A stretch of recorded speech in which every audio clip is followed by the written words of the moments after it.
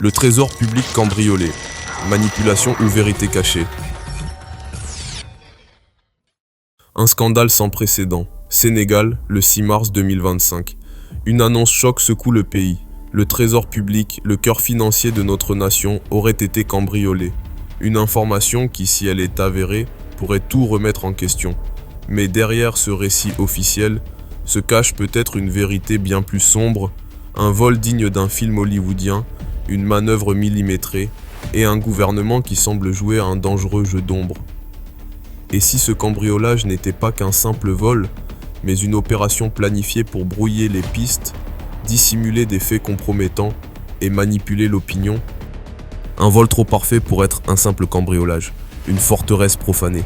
Le trésor public, censé être l'un des bâtiments les mieux sécurisés du pays, a été infiltré sans déclencher d'alarme.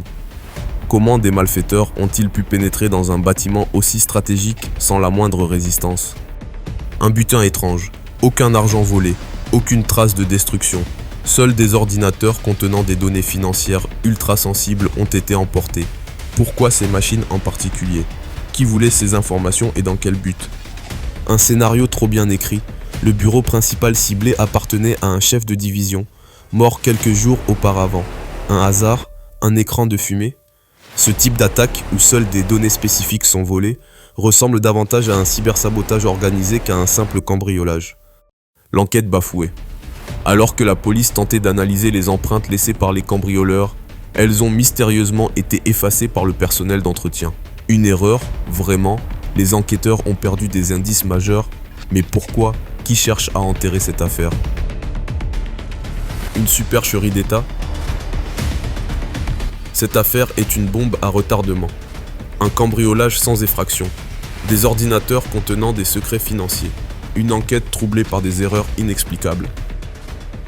Tout cela a-t-il été orchestré pour justifier une crise, pour manipuler l'opinion et préparer un futur encore plus sombre?